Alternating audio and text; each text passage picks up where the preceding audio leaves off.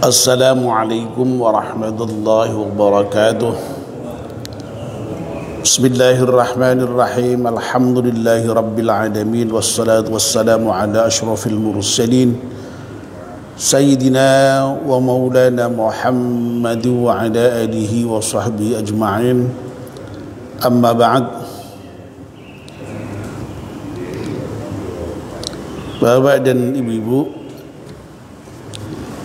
alhamdulillah kita panjatkan syukur kepada Allah Subhanahu wa taala yang pada pagi hari ini atas limpahan rahmat dan nikmatnya kita semua bisa hadir di masjid salat subuh berjamaah, dan sekarang melanjutkannya dengan melakukan kajian ba'da subuh.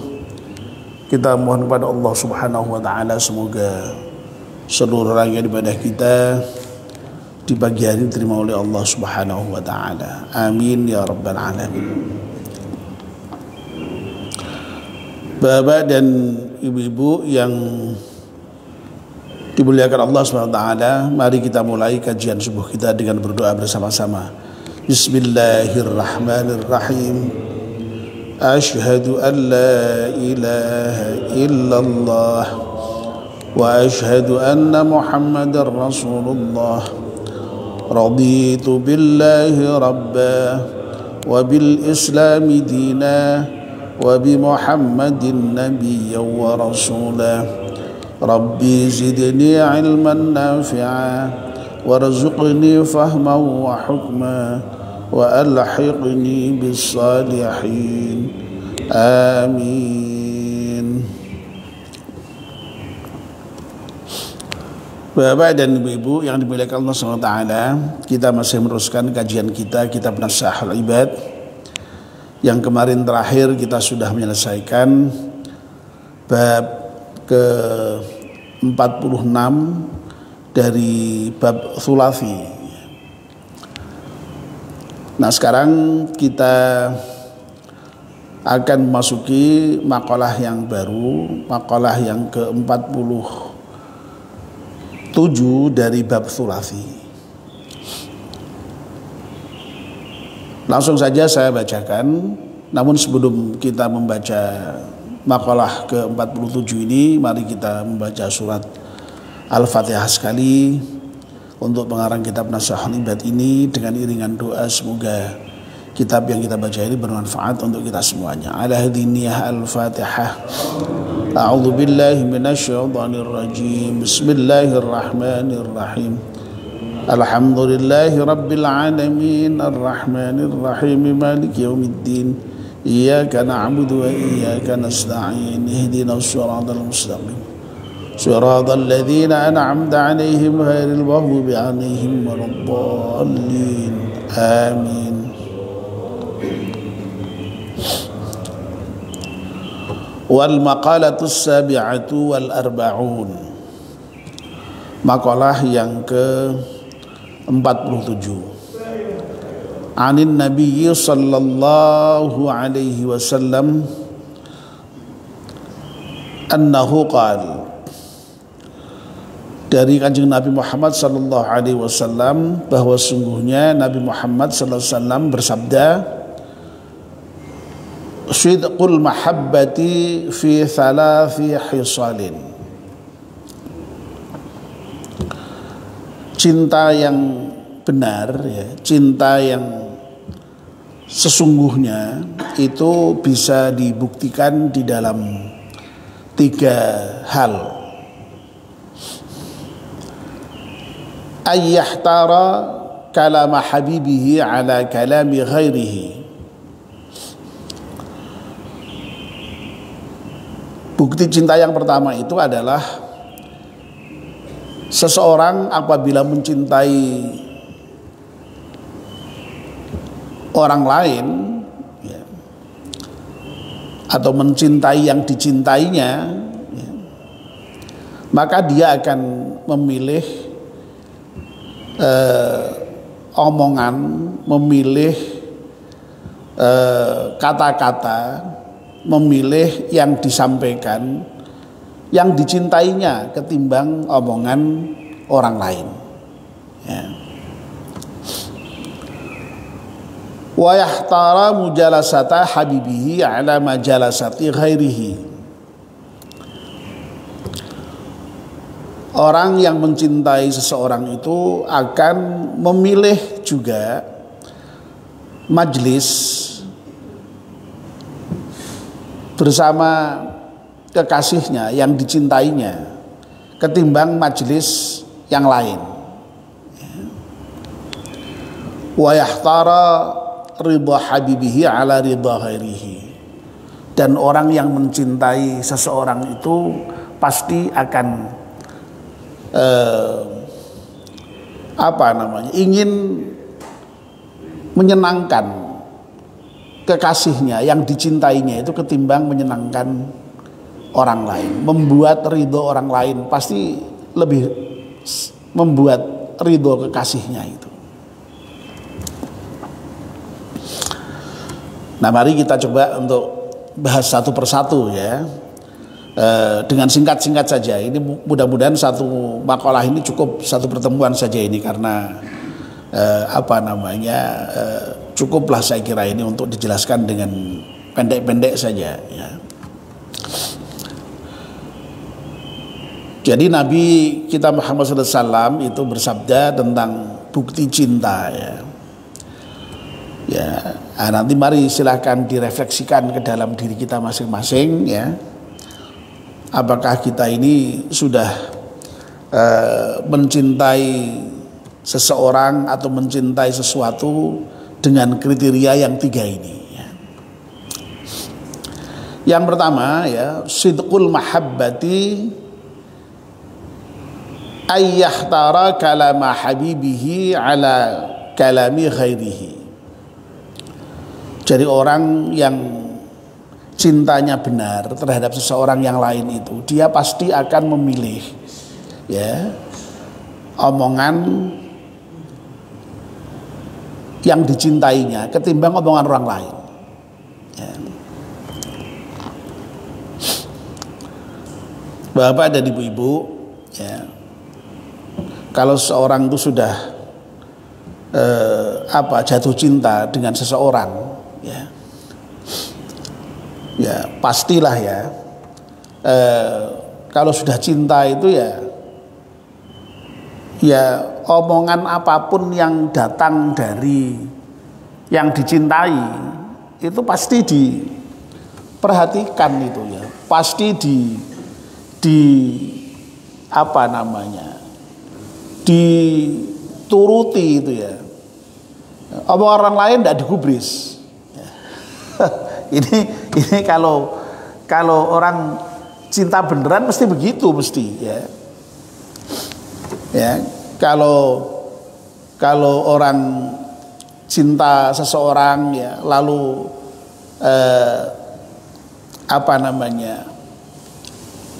yang dicintainya itu ngomong begini kok dia begitu, wah itu perlu dipertanyakan tuh cintanya itu ya. Biasanya orang yang mencintai seseorang itu betul-betul apa bahasanya ya, Pak Jazuli mana Pak Jazuli? Oh izin ya, oke ya, tadi ada ngestokaken dawuh gitu ya, berarti ya betul-betul apa yang dikatakan oleh yang dicintainya itu ya dipenuhi ya, dituruti ya, mbok minta apa saja ya. Kalau itu memang permintaan ya dengan omongan keluar dari yang dicintai itu ya dituruti ya. Ya, saya kira kemarin kita sudah memberikan contoh ya ini kan berakhir ini kan memang berbicara tentang cinta ini ya dengan berbagai macam seginya ya. Nah, misalnya kalau yang dicintai itu kepengin apa gitu ya pasti dituruti lah. Atau sebaliknya tidak pengen apa ya pasti tidak diikuti, itu pasti itu ya karena memang orang yang cinta begitu memang ya. Omongan yang lain tuh sudah tidak digubris ya. Tapi kalau misalnya mohon maaf ya, misalnya ya orang yang cinta seseorang, lalu yang dicintai itu ngomong seseorang kepada yang dicintainya itu sesuatu, ya. Tapi kemudian malah mendengar omongan orang lain, kira-kira yang dicintai kira-kira gimana itu? Ya pasti nggak suka itu pasti. Lho kowe janjian iki seneng aku apa seneng karo sing kae kan ngono, mesti ngono toh ya, mesti toh kira-kira ya. Ya, jadi makanya ini Masya Allah ini saya kira kalau kita refleksikan dalam kehidupan kita atau pengalaman kita lah ya, ini ya memang pas lah inilah ya bukti cinta itu, bahwa orang yang apa namanya mencintai seseorang itu ya pasti akan lebih memilih omongan orang yang dicintai ketimbang yang lain. Nah Bapak Ibu yang dimuliakan Allah SWT, demikian pula ya kalau kita itu mencintai Allah Subhanahu wa taala, ya. Kalau kita itu mencintai Allah Subhanahu wa taala, itu berarti ya apa yang dingendikake Gusti Allah, apa yang didawuhkan Gusti Allah, ya itu ya kita lebih pilih ya, lebih kita utamakan dibandingkan dengan apa kata-kata yang lain, dawuh yang lain, omongan yang lain. Ya. Makanya orang yang betul-betul beriman ya, dan saya sudah berkali-kali menyatakan orang yang beriman itu diantara cirinya adalah asyaddu hubban lillah. Orang yang sangat mencintai Allah itu memang menempatkan Allah pada posisi orang yang paling dicintai. Tidak boleh cinta kepada yang lain itu melebihi cintanya kepada Allah. Ya. Ya. Baru kemudian cintanya kepada Nabi, baru cintanya kepada yang lain, ya. Kepada orang tuanya, kepada anaknya, kepada keluarganya, kepada hartanya, silakan. Tapi itu harus semua di bawah cintanya kepada Allah Subhanahu Wa Taala. Sehingga dengan demikian ya mestinya orang yang mencintai Allah itu, kalau cintanya kepada Allah itu benar, itu berarti ya buktinya ya diantaranya yaitu ya bahwa seseorang itu kemudian lebih mematuhi perintah Allah ketimbang perintah orang lain. Ya. Ya. Makanya orang yang mencintai Allah itu ya, yang kemudian dia disebut sebagai orang yang beriman betul itu kalau diperintahkan Allah apa saja itu mau itu loh, ya, nurut. Ya karena apa? Ya memang wong yang merintah itu kekasihnya, ya, begitu. Ya, makanya diperintah untuk sholat ya sholat, ya. Ya meskipun toh apa capek, meskipun ngantuk, meskipun apa, ya karena ini perintah yang dicintai, ya nurut gitu loh, ya. Nurut, ya. Ya. Nah dan dawuhnya Allah yang lain, dawuhnya Allah itu banyak sekali ya, tidak hanya dalam bentuk perintah, termasuk juga dalam bentuk larangan. Ya, ketika Allah dawuh kamu kerjakan ini, kerjakan ini, kerjakan ini, kerjakan ini, orang yang beriman dan mencintai Allah, ya kemudian ya pasti akan mengerjakan perintah-perintahnya itu. Sebaliknya pula kalau Allah itu kemudian melarang ini, jangan ini, jangan ini, jangan ini, jangan ini, ya orang yang betul-betul beriman dan betul-betul mencintai Allah ya menuruti, kemudian ya tidak melaksanakan apa yang dilarang oleh Allah Subhanahu wa taala. Ya. Ya, jadi apa namanya? Simpel sebenarnya ya, bukti cinta itu ya. Kita lihat sejauh mana kita itu apa namanya? Lebih nuruti dawuhnya yang dicintai apa lebih nuruti omongannya yang selainnya, ya. Nah kalau kita itu kok lebih nuruti omongan yang selainnya, wah ya sekali lagi itu ya cintanya perlu dipertanyakan, ya.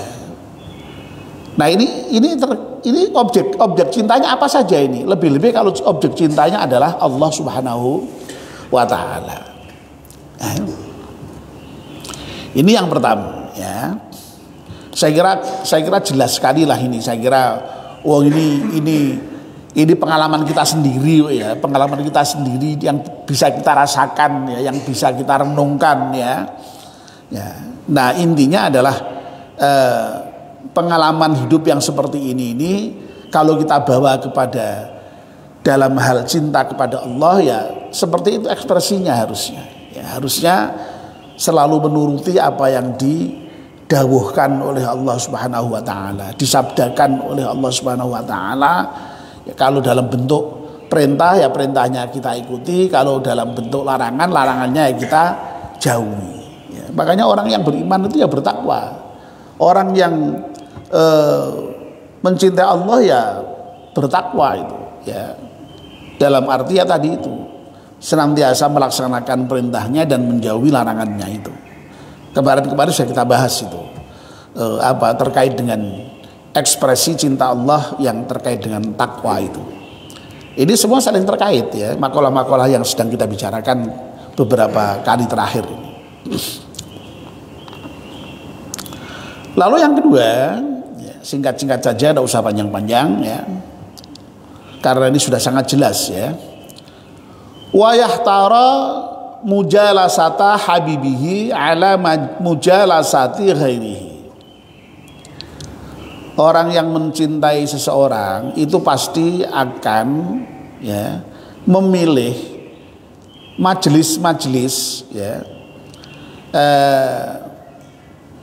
berkumpul bertemu ya dengan kekasihnya ketimbang majelis-majelis yang lainnya ya. Saya kira ini juga sudah sangat jelas lah, ini ya kita rasakan lah ya. Ya kalau kita ingat zaman kita dulu masih begitu cinta-cintanya itu ya, itu waduh ya, kepinginnya pasti ya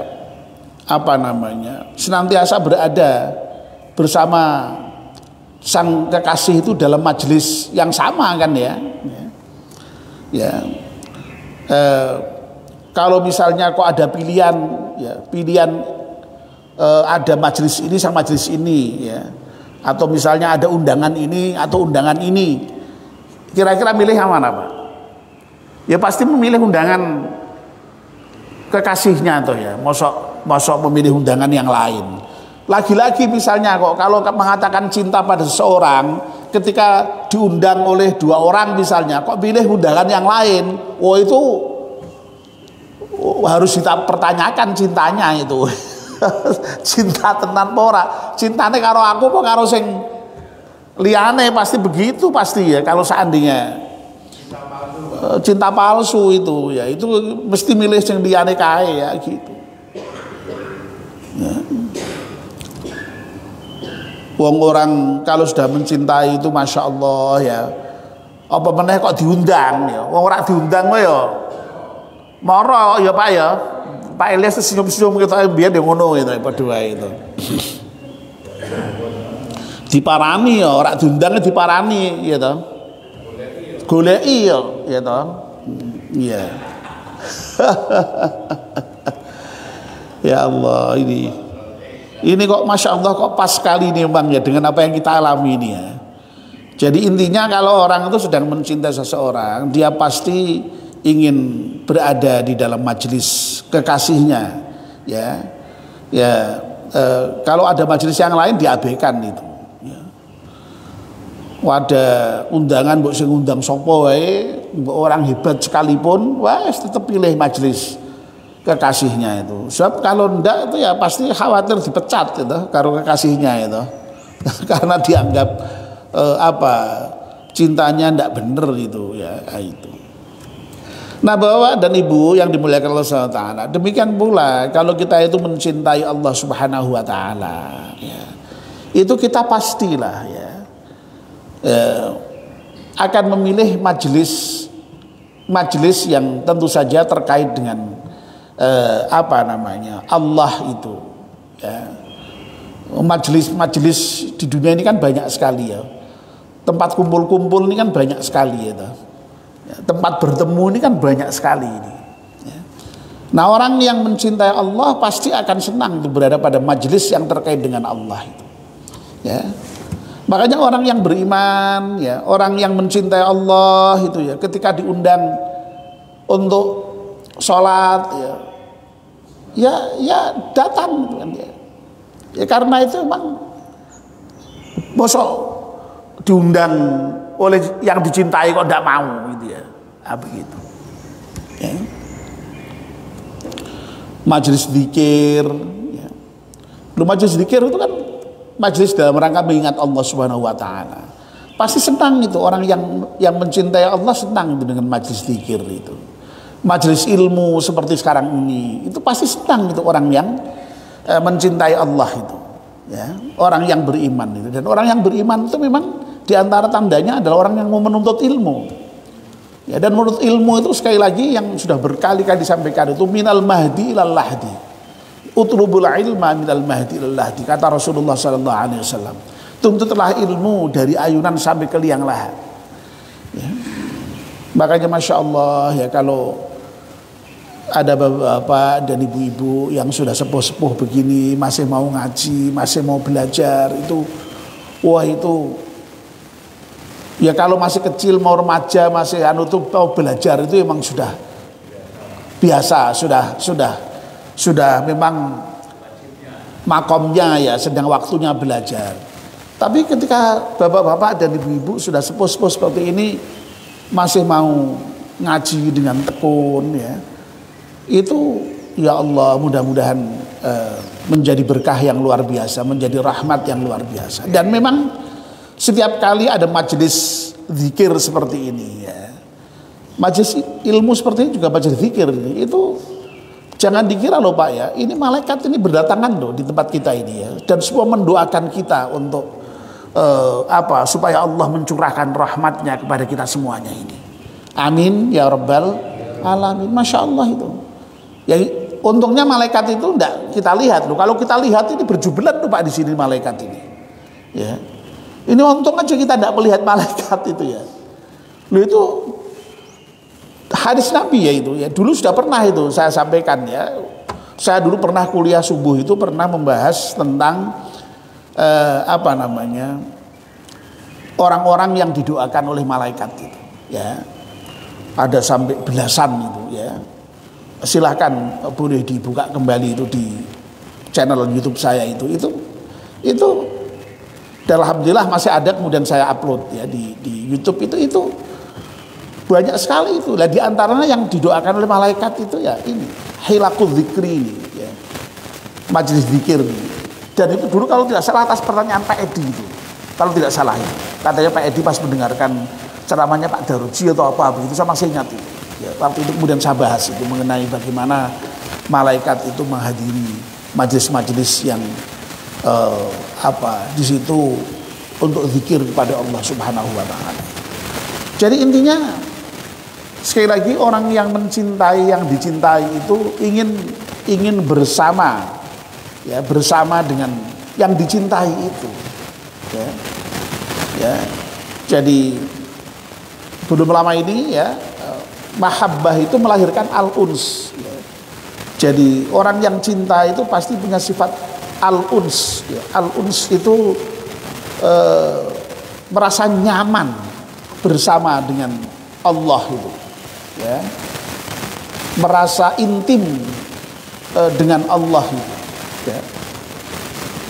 Makanya para sufi itu karena cintanya kepada Allah itu dia tadi hanya mau bersama dengan Allah, mau intim dengan Allah, sehingga dia tidak mau tuh bersama dengan orang lain itu ya. Ya, jadi maunya hanya bersama dengan Allah yang dicintai itu. Nah, kita tidak sampailah pada level seperti itu ya, minimal itu ya kita tetap bersama dengan orang lain, bergaul dengan orang lain, tapi minimal kita punya waktu-waktu tertentu untuk kemudian betul-betul merasa intim dengan Allah, ya, yakni ketika berada pada majelis-majelis Allah itu, ya, majelis sholat berjamaah, majelis taklim, majelis zikir, ya, termasuk berintim-intim dengan Allah ketika kita misalnya pada saat sholat malam, ya, pada saat iktikaf, itu kan luar biasa itu, ya. Itu kan kita merasa apa namanya, dekat itu dengan Allah itu, ya, sehingga bisa mencurahkan segala macam perasaan kita bisa menangis di hadapan Allah, mencucurkan air mata, dan itu kadang-kadang muncul begitu saja tidak sadar itu, ya, tidak dibuat-buat nangis itu, ya, begitu, ya. Nah, jadi ini yang kedua, ya. Jadi sekali lagi, orang yang mencintai seseorang pasti dia akan memilih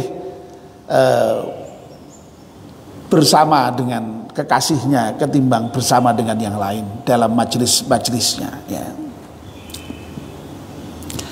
Nah, yang terakhir, wa yahtara ridha habibihi ala ridha ghairihi, ya.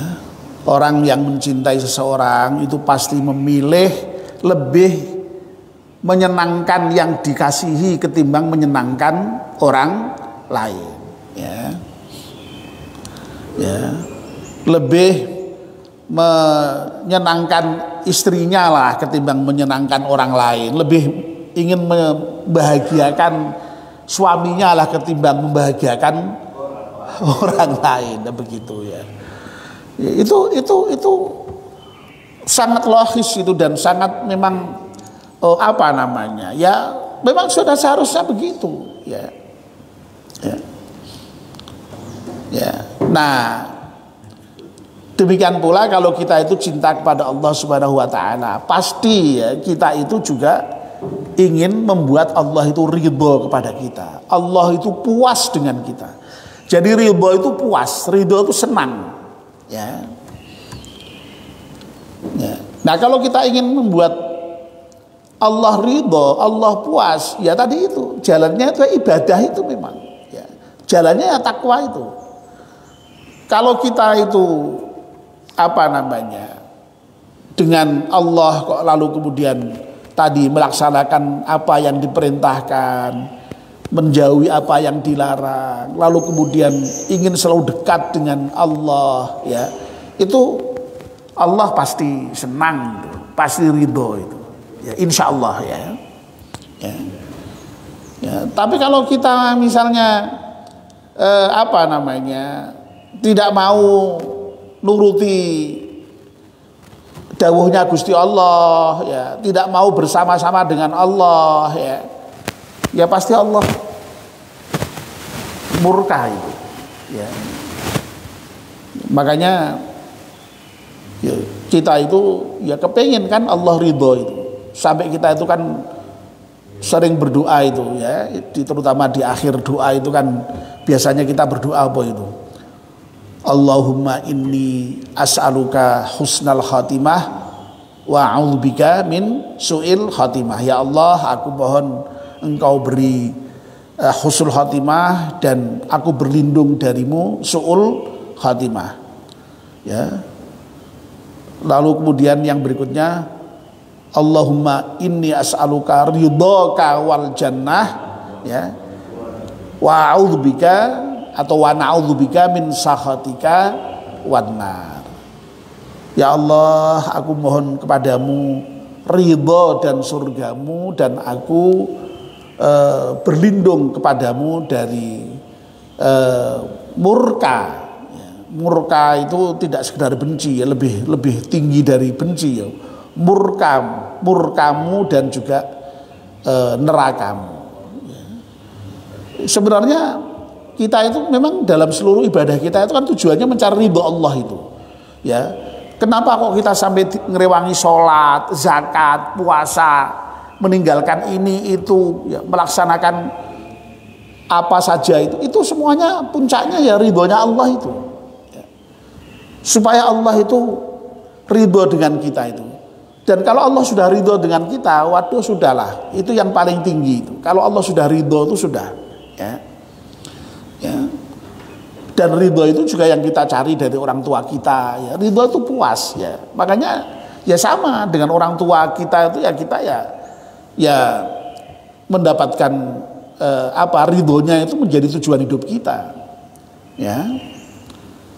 Ya, termasuk istri itu ya yang dicari ridho suami, ya sama juga.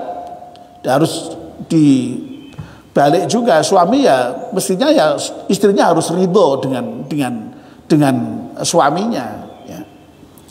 Ya. Dulu saya pernah itu membahas mengenai ridho suami kepada istri itu merupakan jalan tol menuju surga, ya. Pokoknya kalau istri kok sudah suaminya ridho, ya itu jaminan surga itu, ya. Sampai malah Nabi sampai menyatakan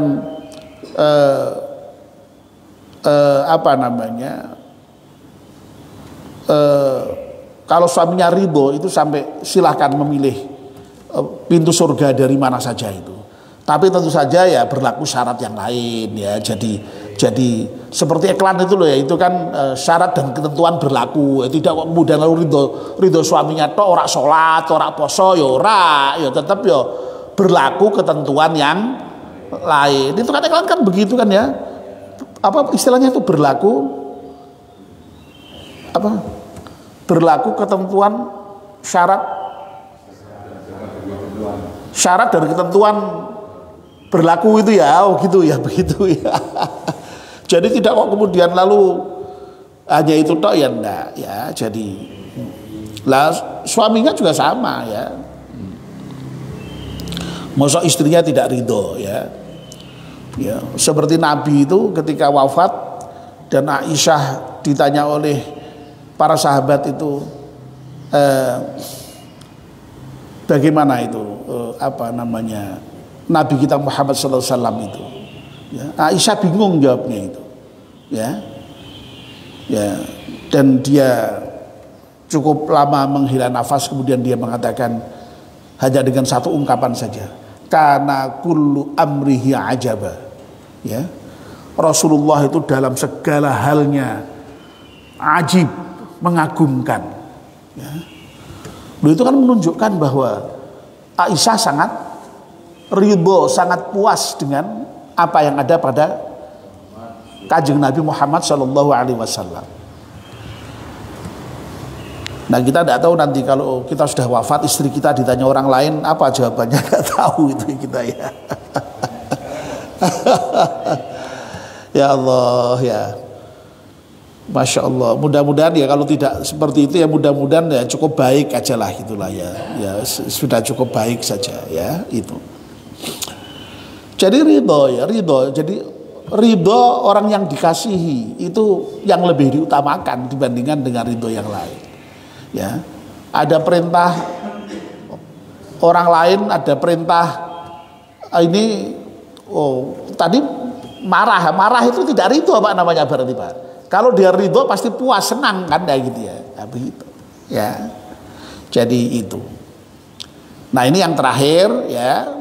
Ini sampai di sini sudah ini pengandikan Kanjeng Nabi, tidak ada syarahnya sama sekali dari Imam Nawawi. Baru Imam Nawawi kemudian di bagian akhir sekali memberikan catatan begini, fa inna man ahabba syai'an fa huwa abduh. Karena sesungguhnya seseorang yang mencintai sesuatu, maka orang tadi itu akan menjadi budak dari yang dicintainya, ya.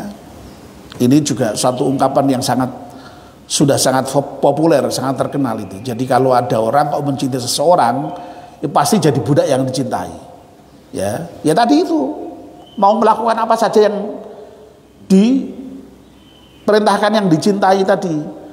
Malah ini tidak hanya dalam bentuk objeknya, subjek orang, ya. Termasuk objeknya barang sekalipun itu menjadi budak barang itu, ya. Coba kalau orang misalnya mencintai mobil, jadi budaknya mobil itu dia, ya. Ya, saben hari dilus-lus, ya, mobilnya keserempet sedikit menyesalnya setengah mati, begitu, ya. Orang kok suka ngerokok jadi budaknya rokok. Ya, ora duwe duit sampai direwangi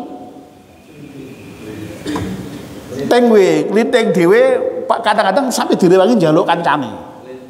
Ya, gitu. Seneng sepak bola, ya.